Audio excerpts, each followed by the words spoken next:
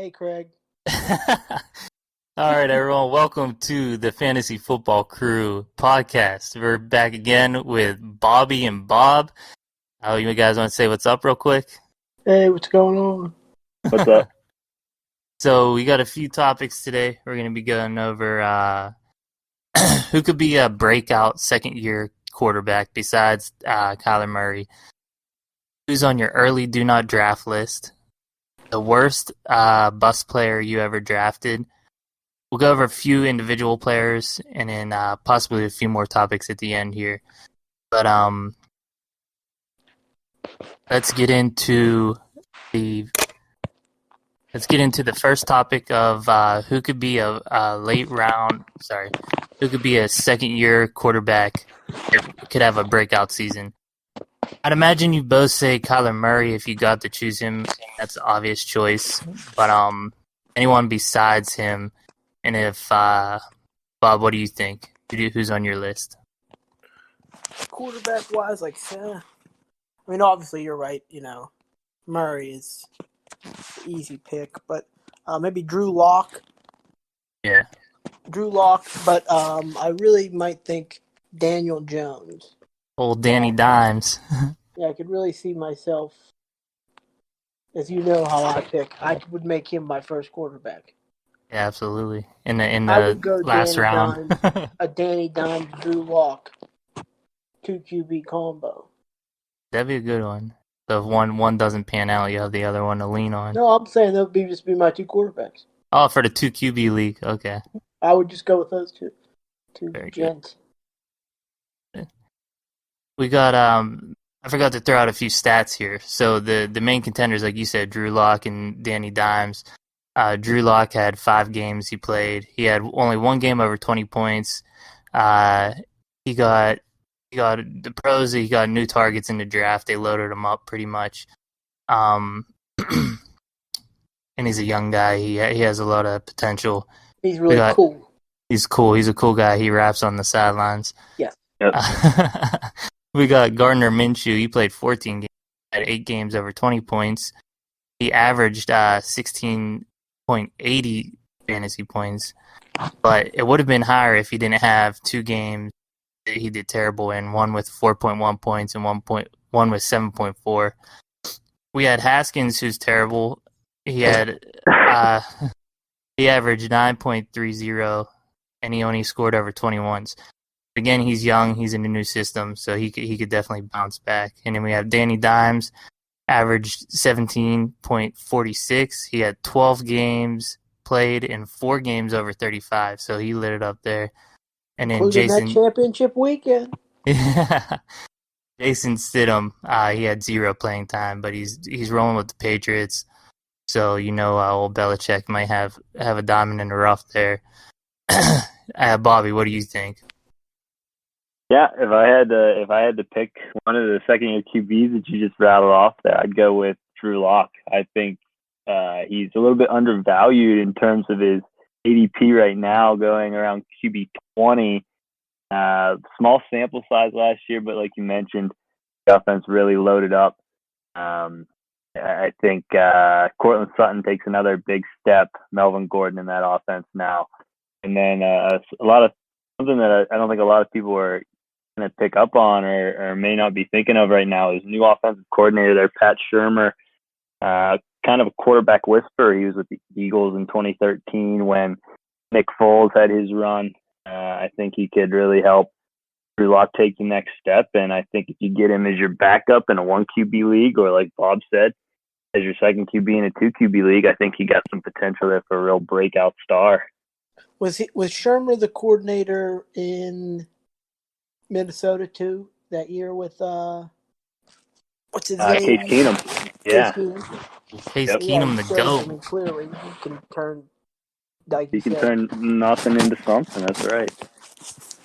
And he's right. Having him as your backup, he could potentially turn into your starter, where you could maybe even trade away for some value who you drafted first. Yeah. Yep.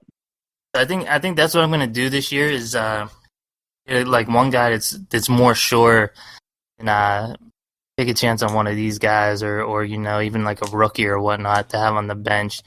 Usually last year I didn't draft 2 QBs, but this year I think I'm going to do it just for the upside. Because as everyone knows, Mahomes was in his second year and Jackson was in his second year when they broke out. Obviously, we don't think maybe they won't be as successful as them, but you could get a real solid quarterback in the late rounds here.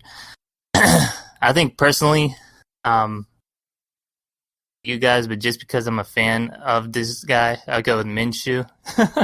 They're going to be losing a lot of games. He might just be launching all kind of garbage time touchdowns. It's just he has questionable weapons. Yes, that's true. But you're right. They will be losing a lot. Their defense is terrible. I got caught up in the Minshew mania, so I'm hoping he succeeds and proves the doubters wrong because I know there's a lot of doubters around him. But I know I mentioned Danny Dimes having that huge championship weekend. I actually cut Danny Dimes and picked up Gardner Minshew and still managed to win the championship and went against Daniel Jones. So, that was quite the turn of events right there. Yeah, I had Daniel Jones all year. I went back and forth between him and Eli Manning. And, of course, Andy Dalton. Andy Dalton, Bobby, I picked up Andy Dalton in a 2-quarterback league, yes, that I'm in with him, and everyone made fun of him. And then he ended up winning the championship. Obviously not with Dalton at the helm, but he made his way through with old Dalton and Danny Dimes. This is 2 QB combo. And Josh Allen, I can't lie. Josh, yeah, that's true. I did draft Andy Dalton as my number 1 guy. Solid roster management all the way through. Oh yeah. I got a lot of people mocked me in the draft room. Yeah, it was a big discussion for weeks. even when he did well, they kept telling me, "Oh, he's gonna falter. Oh, he's gonna falter." He never did. He slings it didn't translate to a lot of wins for the Bengals, but translate to some fantasy value. Which is all that matters. Absolutely. All right, so we'll move on to the any final thoughts on that topic there. No, I think we got it pretty good. I got one. You said Dwayne Haskins. You just butchered him. You said he's terrible. He sucks. I think he could have a decent bounce back year. I think Terry McLaurin takes another step. I think he could be serviceable for somebody, maybe as a late round pick. Definitely not going to be your starter, but you never know. I could dig with that. They're probably also going to be pretty bad. I agree with that 100%. And it's always the guy like you really don't think. And Ron Rivera, he's a defensive guy, but I've always known him to have like a pretty decent fantasy quarterback, at least serviceable. Yeah, based on his pedigree and he was young last year and his weapons. He does have some nice weapons he can connect with. Well, mostly McLaurin, but you never know what other new guy they might bring. Did they select anybody in the draft? Did they get any? Yeah, I forget his name. What's his name? They did bring in. Is it Golden or something? They don't have a very good history. They wasted that. Go ahead, sorry. Let's see. Yeah, it was Antonio Gandy Golden, I think is his name. That's it, yeah. He just had coronavirus. He came out. Yeah, that's right. Not a good start. He battled it. He fought it. He so beat he's a fighter. He beat it. That's some upside right there. You gotta keep that in mind. Fighter. Gotta remember that part. Oh man. Yeah, they haven't. They don't know what they got tight end wise. Jordan Reed's gone. Vernon Davis retired. Yeah. They still have a lot of backs. They do. They have about 45 running backs. If Geis could finally stay healthy, I think that's a potential breakout. But that's the struggle there to stay healthy. You can always fall back to AP. Yeah, Adrian Peterson. I'm gonna miss my man Chris Thompson there, but he moved to the Jaguars, so we'll see if He's another one that's a PPR machine, but gets injured a lot. Yeah, Redskins tight end. Thaddeus Moss. Oh, that's right. That's a potential sleeper there. They said he probably would have got drafted if it wasn't for he had an injury late last year. I guess it kind of scared teams away. And I know now, I mean, it's obviously a new regime, but they tend to. Washington's always had a pretty good tight end for years. Yeah. Chris Cooley, Vernon Davis, Jordan Reed. Absolutely. Now, one thing not to forget here with the Redskins quarterback situation this year is they did just bring in Kyle Allen, so he'll be he's barking up pushing. the tree to take. That's Rivera's boy. Job. Yeah, Rivera, that's his guy. All right, so we'll move on to the next topic here. We got who's on this year's do not draft list for you guys. Obviously, no like jabronis at the end there that aren't going to get drafted anyways, but guys like in the first like 5 rounds that everyone's going to end up picking, but you're kind of throwing them out, you know. Bobby, who you have? I got 2. One, this might surprise some people, but going around wide receiver 6, Chris Godwin, I think he's getting overvalued a little bit. He had a ton of targets last year, a lot of volume, because just like we mentioned with the teams that are going to suck, Jameis Winston was always throwing the ball, sometimes to the other team, more often than not. But this year, he's in a better offense. They're probably going to be winning a lot more games than losing. So I'm sure he got touchdown Tom Brady there under center, but he also has his favorite target of all time, Rob Gronkowski, at the tight end position. So I think Godwin's getting overvalued a little bit. I'd stay away from him, especially. I don't think I'd make him my wide receiver 1. That's interesting. Even with Brady's love for the slot, or you think that was mostly just Edelman and the stars he had in the past? But even though Godwin's a star too, but he loves the slot. Yeah, but you got to think you'll want to throw. Tom Brady was always like deep ball to Moss, so you got to think that Mike Evans might be the one that benefits from. Yeah, because early reports are all saying, "Oh, Godwin, he's the one because he's in the slot." But yeah, you guys are right. Maybe he likes Evans more, and he just starts launching it a little more. Yeah, I think he'll like them both, but I just don't know if the volume will be there. Yeah, and like you said, that Tom Brady could mean a lot less games down 28 points. Right. How about you? Oh, go ahead. Who's your second one, Bob? I can go with my second one. I don't want to steal anybody's here, but currently going right around QB4. The man who is in the biggest sports headline of the week, Dak Prescott. Old Dak. I think there's too much risk there with his potential holdout. I'd stay away. Projecting to put up big numbers, but I don't know. He might not see the field. He might sit on the bench. He might stay at home. If he doesn't get his money, he's not going to sign the deal, and we'll see. Yeah, that's interesting. Going with my guy, Andy Dalton. On my, I run a fantasy Instagram page. It's Fresh Prince of Fantasy Football. I posted a poll saying, who would you rather have, Dak or Russ? And Russ won like 80 to 20%. And I wasn't surprised, but I was surprised it was maybe that much. I thought maybe Dak would have had 35, just because he finished number 2 last year in points. And as far as quarterbacks go, but yeah, I agree. I don't think I think that might have been his best year. That's going to be his best year. We'll see. Yeah. Too many people draft to get that. Would think they're going to get exactly the same thing. Yeah. It's every year. That's why people draft Lamar Jackson like 3rd overall, thinking it's a lock for what he's going to do, what he did last year. You just stole my reply. That was one of my first ones I was going to say. Yeah? Go ahead, Bob. I was going to say, for me personally, as much as I'd like to have Mahomes or Jackson, I just can't give myself to pay the price. It's just not worth it to me to get either of those two, because they're one little injury away from crippling your team. Yeah, exactly. Another guy, I'm still 50-50 on him, but Juju, being that we're from the Pittsburgh area, you always got to pay that Yinzer tax Yinzer on him.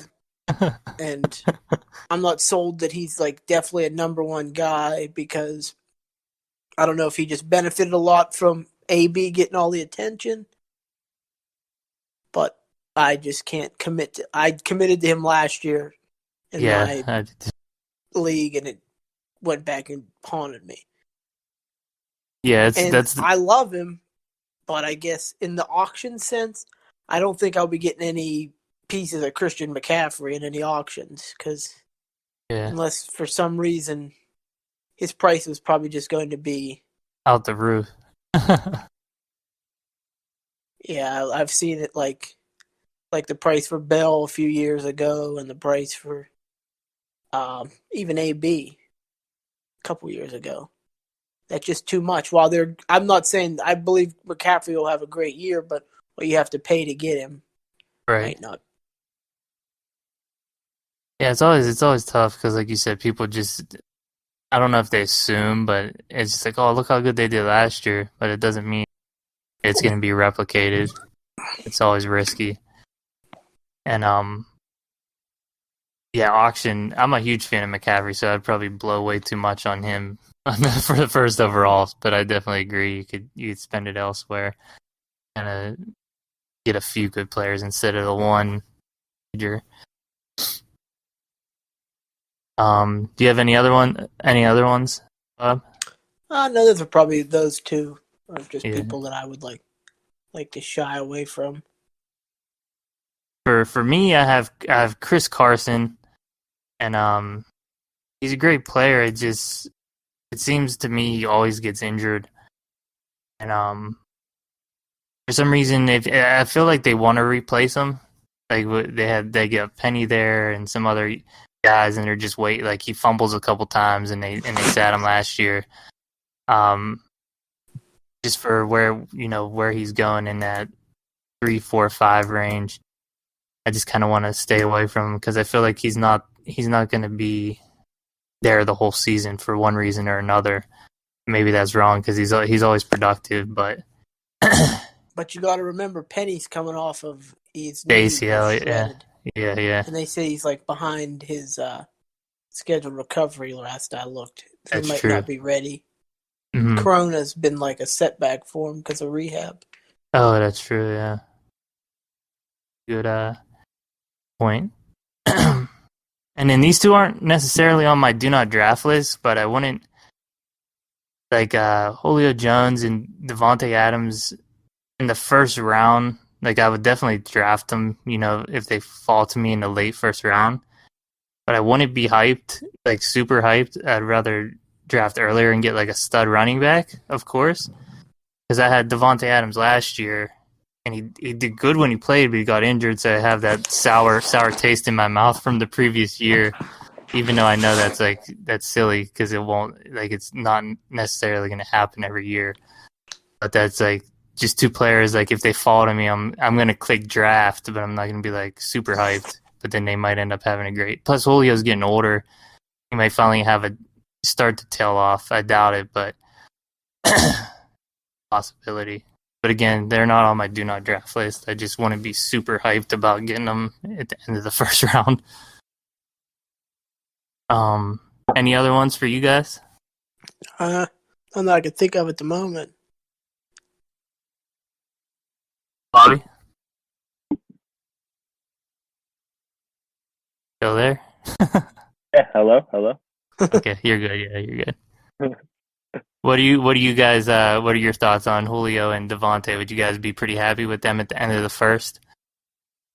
I mean, my normal strategy is always get the stud running back.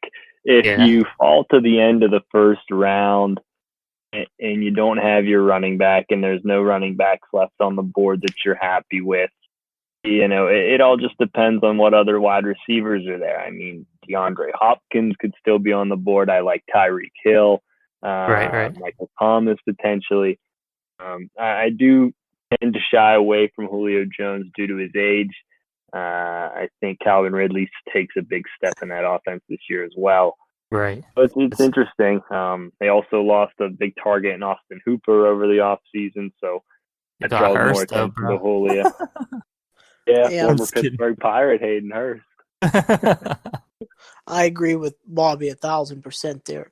Like, I always want to get a running back, and if for some reason, because it does happen, be it a holdout, maybe a tweaked ankle, that one of those like top 4 or 5 guys slip past because maybe somebody drafts Patrick Mahomes in the first round or reaches for maybe a Devontae Adams. I'd much rather end up with one of those running backs, but yeah, I wouldn't I mind. agree. Like, yes, Devontae Adams left a back-to-back seasons. They both kind of did me, and I traded Julio Jones 2 years ago for Leonard Fournette. Oh, man. When at the time, Julio hadn't caught a touchdown in like 12 games. That's right, and from that point forward, he reinvigorated himself. And at some point in time, Leonard Fournette was hurt and also got suspended. So, oh man, yeah. It's just the players like that are tough. They leave the sour taste in your mouth because they're good players, but you just remember what they did to your team the previous year or a couple years ago or whatnot. So it's interesting to think about. Even Devontae Adams, like I was so hyped, I got him in the same league where I had Juju, and I thought I had the best bookended 1-2 good wide receivers, and I had it in the bag, and then just did not. Cooper Kupp ended up being my number 1 guy. Yeah, that's what Devontae Adams felt like 9th to me, and I had him in a couple leagues, but one specific league, it's kind of a shallow league, so I need as much star power as I could get. And he was doing great, and then he got injured and kind of hurt me bad in that season. But all right, let's move on to the next topic here. We got who's the worst bust player you ever drafted. So obviously in the probably round 1. If you want to go round 2, you could do round 2. Go ahead, Bob. I'd probably have to go with. Well, I mean, depends what you mean by bust. Like I want to say 2 years ago, I picked David Johnson, but he got hurt week 2 and did nothing for me. I was one of the people that took Peyton Hillis that next year. Not in the first round, but I believe I took him on the way back. I had maybe picked 10th, and I got him right on the other way back. Okay. He was probably one of the worst. Peyton Hillis, I remember him. I don't really remember. I always try to draft one of the stud running backs, but one of it became a bust, I guess. Calvin Johnson. I took him the year that he finally started to tail off, and then he retired. Yeah. And it stunk because I had AB that year. That was his first the breakout year, and I kept waiting for Calvin Johnson. I was like, once Calvin Johnson gets back to himself, I'm going to be unstoppable. He just never got good again. Peyton Hillis is a wild story. He was always intriguing. He was a beast that one year, and then there was nothing after that. This is the worst Madden curse of all time. His entire career ended. His career just ended. Madden On that note, I was I believe, did he play the next year with Cleveland, or did he leave that next year? Because I know he went to Kansas City at one point. Yeah, let me see. I believe he left. I believe he played a little bit with the Browns and he got traded or one. Maybe. I got it. When he played for the Browns just 1 year, then went to the Chiefs.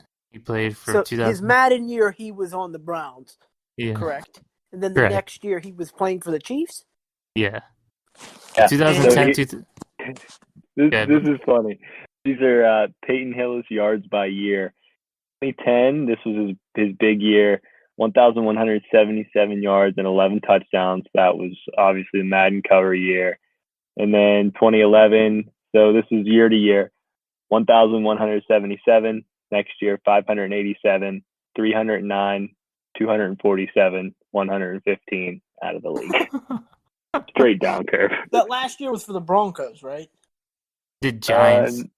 Giants, yeah. Oh, yeah. I knew he came back, and Kansas I remember City. seeing him thinking he's going to come back. So I'm Yeah, feeling in my dude, head. But, what a weird career. Started like, out with a side note to what I was saying about, when I picked Hillis, I was in 2 leagues at the time. The one league I took Hillis, and the other I had Jamal Charles. And one of the guys in my league told me, good luck with that Charles pick. Hillis is going to run him out of town. Oh my gosh. He says, good luck with that 180-pound running back. I'll stick with my 230-pound hammer. Funny. And how that didn't work out very well either. Jamal Charles was another one of my bust picks. I picked him in the first round. Ended up blowing his knee out. Never come back. How about you, Bobby? What are your busts? My worst bust. I can't remember too long ago. I guess my memory, but last year, second round, early second round. I want to say probably first or second pick. Missed my running back in the first round. Didn't get one. And I'm guilty of paying the Yinzer tax, and I went with James Conner. The Yinzer tax will get you, bro. It was all year, injury after injury, disappointment after disappointment. And it led all year that I didn't have an RB1, a good, confident RB1. That's tough. Yeah, it's tough. It's tough for me because I always want to pick him because I'm a huge Pitt guy. Yeah, the league I got Devontae Adams at 9th. Someone picked James Conner, I think, 5th overall, and then someone picked Juju at 8 right before me. And I was actually considering either one of them if they fell to me. So I'm glad the Yinzer effect was in full effect. They took them before me. Hey, going back to the last podcast, you guys were talking about the craziest picks you've seen of all time. And now that we're on the topic of the Yinzer tax, I think it was me that you were talking about. You couldn't remember the name of the Steelers running back that somebody took really early. It was, I knew a guy who took Isaac Redmond, second overall. That's the best pick. All-time Yinzer tax pick. How did that fare out for his team overall? Did he not make the play? I wasn't in the league, but I can imagine he did very well. Yeah. He was a friend of a friend. A friend of a friend. Man, that's funny. Same thing with a Vance McDonald. He would have been a nice tight end to have. Not last year. He didn't play very well. Or even Heath Miller. He would always be in when I know in more serious leagues I'd be able to pick him up as my tight end after I'd already filled out my team pretty much. But then you get in them leagues with too many Pittsburgh fans and Heath Miller's going real early. Yeah. Especially for some dads in your league. Oh yeah. He's a big time favorite father. Yeah, the dads love Heath. Maybe a Dan Cryer. They'll throw a Dan Cryer in there. Dan Crowder. Oh, man. Mark Bruner, Jeremy Tillman, all those Steelers That's guys. so funny. So mine, Bobby, it's actually in your league that I mean, this might have not been the worst, but it's really stuck out to me because it was probably my worst team ever.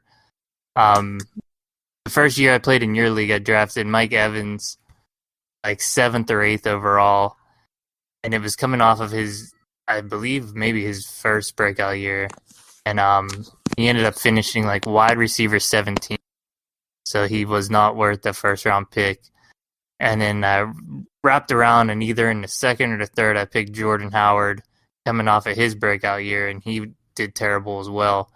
So those were two kind of back-to-back guys that just killed my team. And then, that was rough that first year. And I was I didn't feel comfortable either. I was he's a great receiver. He fell to me. I was I'm gonna snatch him up.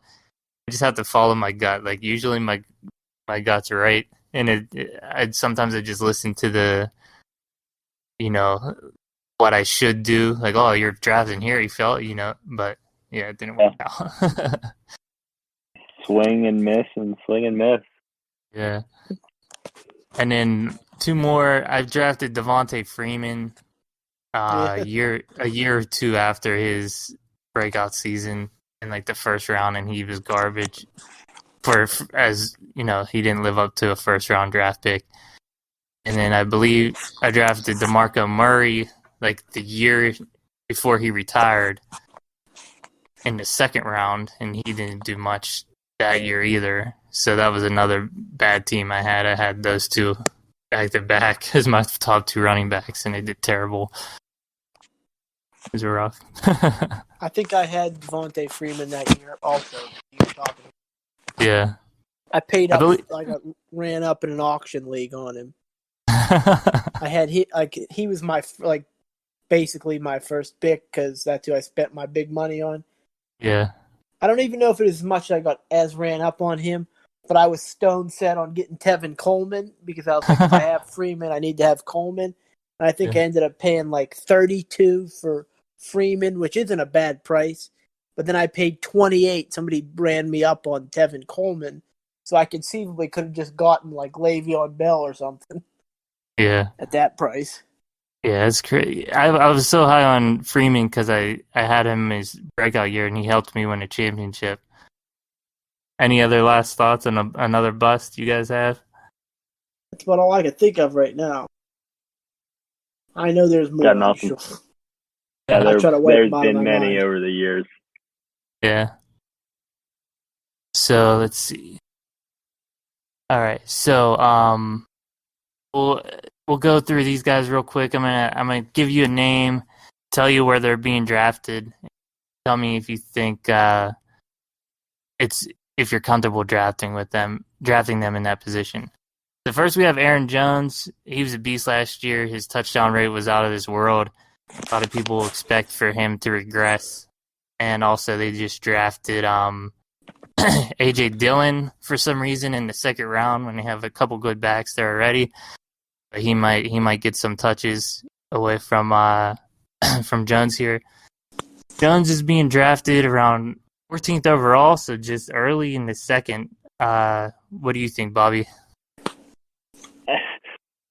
You hit the nail on the head there with the A.J. Dillon pick. Yeah. I saw it on draft night. It just boggled my mind, just like the Packers' first-round pick. Yeah, it was wild. It scares me for A.Jones' outlook for the 2020 season. You mentioned his touchdown rate was really good. I think A.J. Dillon's going to play a part in knocking that down. They still have Jamal Williams in the backfield. I don't like A.Jones at 14th overall, especially if he's going to be your RB1. I think there's a big chance he regresses. The Packers have proven to, pull him off the field and give Jamal Williams the bulk of the workload for random games in the season. When he's on, he's on. When he's playing, he's one of the best in the league. But I think that's a little bit high for me. Yeah, same. It's a lot of uncertainty.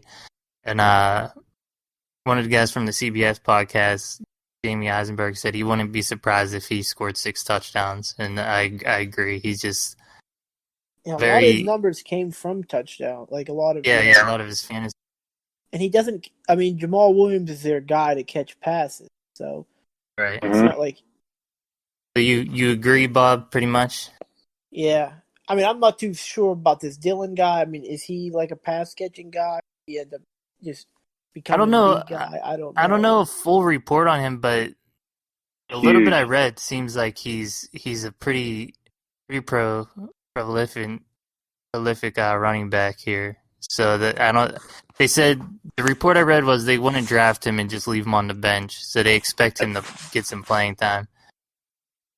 He's a big Derrick Henry type to carry the workload. I could see him, getting the bulk of the carries in the red zone. And that's where A.Jones does a lot of his damage. There's nothing more frustrating than having RB1 and you see you're tracking it on your phone and the team's in the red zone and then another running back punches him. I think that'll happen a lot this season. The worst. Dude, watching football with fantasy on the line, it changes it changes it completely. You'll be so mad, like if some like fourth wide receiver catches a touchdown instead of your number one guy. Like, why would they throw it to him? That helps. They have a segment on Sirius XM where they say that helped nobody. And Yeah, they'll like touchdowns that say didn't matter to anyone. Oh you used man. to get it a lot in Minnesota. They looked exactly alike. Madison and Cook both had dreadlocks. Then you didn't know who they and then they would sneak him Oh in the yeah. red zone. I would just be screaming at the television, like, "How are you going to let him run it all the way down here?" Speaking of that, one game I was watching this a couple years ago. Bears are playing the Vikings, and the guy I was playing against had the Vikings defense, and it was literally the last drive. I think Trubisky was a rookie at the time.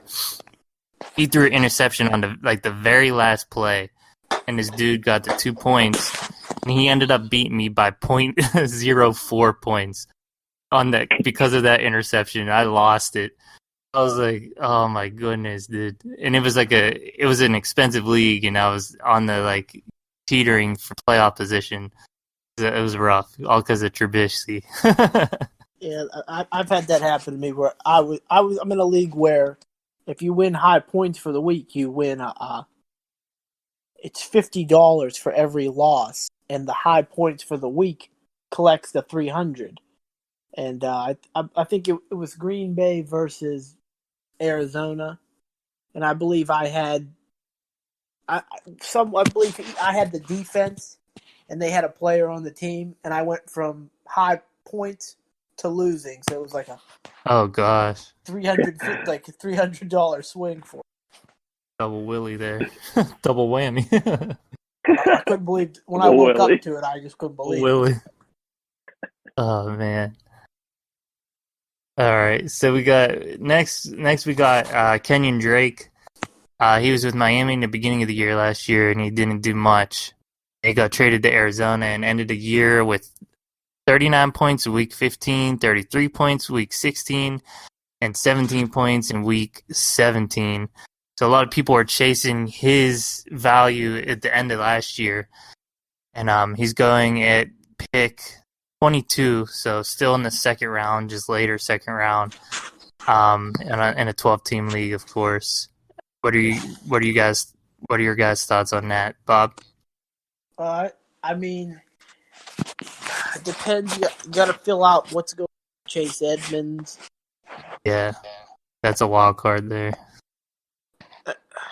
Just too. I mean, for me, last year I had a lot of shares of Kenyon Drake because people weren't taking him, but Right. I knew that he caught passes, and the chance of him being traded. When I noticed they were trading everyone away, I thought that this could be a good thing. I could end up, getting him traded to a contender, where he could be getting a lot of action. But now this year, I would probably shy away. How about you, Bobby? On the opposite end of the spectrum there. I like Kenyon Drake this year, especially if you get a running back in front of him and make him your RB2. I think the offense will be very dynamic this year. And I think Kyler Murray will look to Kenyon Drake out of the backfield a lot, especially in PPR. I think Kenyon Drake has some value at RB13. I agree. If I could get him as an RB2, I'd feel great about that. But if I get him as an RB1, I would not feel as great. He's one of those players that, obviously on paper, he has great potential. He did great at the end of last year.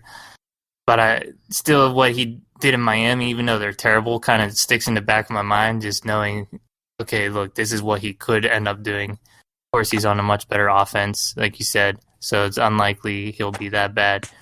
But in his defense, they were kind of phasing him out in Miami. That's true, yeah. He put up okay numbers, despite Miami's giving Mark Walton carries and Balaj, high school. RB2. Baloney Balaj. There was a highlight tape of him just doing terrible. And people are like, how is he in the NFL? It's unbelievable. But yeah, so I agree. If I got him as RB2, I'd be happy. If I took RB1 in the first round and came around with him as my second, I'd be comfortable. But as an RB1, I'd be a little more iffy about it. Yeah. I think if you get him as an RB1, you have to follow up your next pick with another guy that's falling right around there, maybe a Todd Gurley or a Melvin Gordon type, someone that can be a potential RB1 if your RB1 doesn't become your RB1. Right. Yeah. If I'm getting him as my RB1, I probably ideally would have 2 receivers by the end of round 3. I would have 2 good receivers. I would like to have 2 receivers by that point. Yeah. If I'm making him my first, I'm obviously going in a high receiver direction, or maybe I got Travis Kelce or something. So for our last guy, we're going to talk about James Conner. You know, the Yinzer effect here. We all know what he could do, what he's capable of. When he took over for Bell, he was a beast. He finished, I believe, in the top 3 for running backs. He was leading the NFL in rushing before he got hurt that year. Yeah. Last year was injury ridden, and our team on offense was just terrible without Ben. So now we're coming in. Hopefully he's a little healthier. Hopefully Ben's healthy. Get that offense going a little better. But there's always that injury risk with Conner. He's going around average pick 66. So that's like about round 5. What do you guys feel about Conner, Bob? I'd much rather have Conner in round 5, 6 than Kenyon Drake round 2. Yeah. Personally, I mean, if you could tell me going into the draft you can guarantee me James Conner at the end of the 5th round, I'm happy. I've probably taken 4 receivers up to that point. How about you, Bobby? Yeah, I agree. I think he's getting undervalued due to his lack of performance last season. And already in the media this offseason, the Steelers have said that they don't want to use a running back by committee, which is interesting given all the names they have back there in the backfield. So I think if James Conner becomes the man and stays the man in Pittsburgh's backfield, I think right around round 5 is really good value for him. He could potentially be an RB1 if that's the case. Yeah, I agree. You look back at the past, I mean, Bell, how many years was he the number 1 guy? And if you look at D'Angelo Williams, that year he had to fill in for he was Bell those first great. Couple weeks. Yeah. He was putting up great numbers. And I think Ben has a big effect on him. Yeah, absolutely. It opens it up more. I Duck agree. Is a cool guy, but Duck, that was a second-year quarterback we forgot to mention. I'm not sure he's still in the NFL anymore. Who is it? Duck. We forgot to mention Duck as a breakout QB in the second year. Is he in the league anymore? Is he still on the Steelers? Oh, yeah. Or did we? Yeah. He'll be QB3 this year for the Steelers. He's a him. I didn't know if they picked somebody up in the draft. I don't know anything but that guy. He's a real Yinzer type of guy. We'll keep him just strictly for the Yinzer, like the hardcore Yinzer. So you can go down to the strip district, get some Doc Hodges shirt. Yeah. Shirts. Oh man. Steelers aren't allowed to cut him. Yeah, he's like a Heath Miller type guy. Just a good old guy, likes hunting. Yinzer's like. And for some reason, people think that's helps him on the field. I don't know why. Oh man. They'll tell you, but he went duck hunting this weekend. I'm like, yeah, but he threw 10 interceptions. I think strictly because he goes duck hunting is why so many people liked him that first game. Like as soon as he made that first pass completion, he's like, not only could he make a completion, but he hunts for ducks. He's a great player. I am guilty of posting a few Oh, I gifts love on my Duck Twitter too. feed last year. He's an I underdog, mean, a nice underdog story. my dad and his friends used to try to they kept trying to explain to me and show it to me where he had these really good numbers. Kept trying to telling my dad and telling his friends, I was like, if he had more action, he would throw 12 interceptions a game, given the chance. This guy's terrible. And they kept telling me, you're crazy. We could be starting him next year. Oh. He'd be in trouble. I like the guy personally, but keep him on there Yeah, when for I the was at the user. Steeler game, he signed autographs for everybody in there. Even this was pre-game, he signed probably about 200 autographs. He was super cool, but Yeah, he seems like a that's real probably nice. about it. Just keep him on for the Yinzer factor. Keep him for a couple years. Sell those T-shirts. They'll still sell them. You go to the strip district, get them for $2. Sell a Doc shirt. All right. Oh man, you know what would be a huge hit in the strip district? What's that? They could sell duck masks, have little. Oh, a duck. Yeah, absolutely. I think they're not capitalized. Yeah, if this was Corona was NFL time, they could have had ducks, like a duck beak, and people could wear it at the games. That's absolutely true. Or maybe you cut up your duck T-shirts and make yourself a mask. Oh man. All right, so I have two quick topics to end on. This who would you rather have? I just have one big one. Who would you guys rather have, Tom Brady or Drew Brees this year? Go ahead, Bobby. Brees. Tom Brady. Tom Brady. Two words. Split. Drew Brees. Split.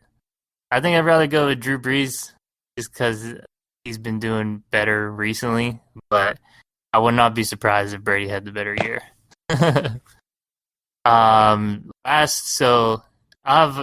Next time I'll have a few more of those, but that was a big one because that's kind of a big debate, especially on my Instagram page. I posted at the time Brady over Brees, and there was a lot of people didn't like that, so it was a big debate. So last topic, real quick. What are your guys' thoughts on vetoes? Do you think the only time it should be vetoed is if it's clear collusion, or do you think depending on how the trade looks, whatnot? Bobby, go ahead. I'm all for democracy. I think if the majority of the people in the league, say you have a 12-team league, I say if 7 people want to veto the trade, it gets vetoed. I think that's fair. I think, if you make a bad trade, everybody should have the chance to not let it impact the rest of the season. Because, I'm sure we've all been in a league where one trade happens and it could just set off a chain of events that ruins everything. It stacks one team. It's one guy doesn't know what he's doing. One guy's little brother's in the league, so he takes his best player. I think vetoes are a necessary part of the game. Yeah. I go back and forth on it in my head sometimes. I don't respect people that would veto a Beckham for Julio Jones trade, saying, don't tell me you think this is bullcrap. Beckham's going to catch 10 touchdowns and Julio's not going to catch any. Because you don't know that's going to happen. But it's there was a trade in a league I was in. It got vetoed, and it was real controversial. The guy was in last place, Ofer, and he was going to trade Saquon Barkley for Sammy Watkins. And everyone vetoed it, and he said it wasn't fair. It's his team. If he's willing to lose Saquon for Sammy Watkins. At that point, Sammy Watkins had that big week 1. You can go back and look at his numbers. I don't think for the rest of the year, I don't think he put up that combined. He was hurt. But it just,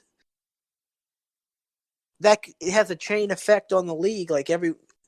Now I'm going to have to play the guy who now doesn't have a first round pick, and I win. It's just not fair to everybody else. I go back and forth on it as well. I used to be all about like, oh yeah, if it's not a good trade, go ahead and veto it.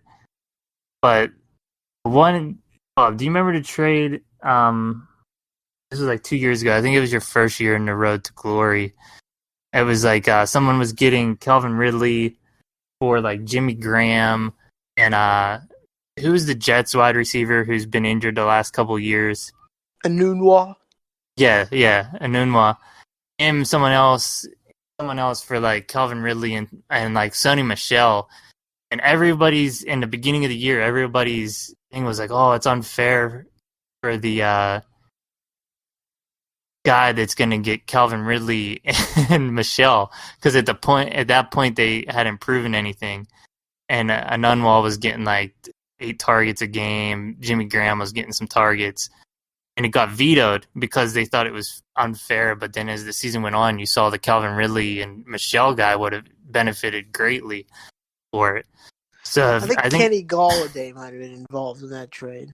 Yeah, I forget, but it was really like at the end of the year, it was totally one-sided for the other person who everyone thought was getting ripped off. And now kind of my thought is like if it's two players who know what they're doing and it's clearly not collusion, I think to let it go.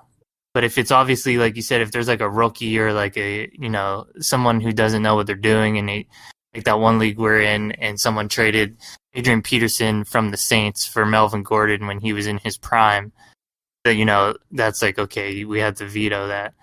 But like even if you look at last year and someone wanted to trade like Aaron Rodgers for Lamar Jackson at the beginning of the year before the year started, it would have probably got vetoed, saying like, oh no, it's Aaron Rodgers, like, Jackson's nowhere near Aaron Rodgers. But then you look at now and it would have been a killer trade for the guy who got Jackson. So I just think and I get that. Now you always hear a lot of people, it's my team, my like. Right. And this guy, the guy that I told you was making the Watkins Barkley trade, he does it every year. Keep talking about he needs to spark his team, and everyone tries to like me being one of the main ones. You can't spark a fan. It's not like you're motivating these players. Yeah. Like he was like, I'm just trying light a fire I in need the to go locker a different room. route, get my team a spark a win.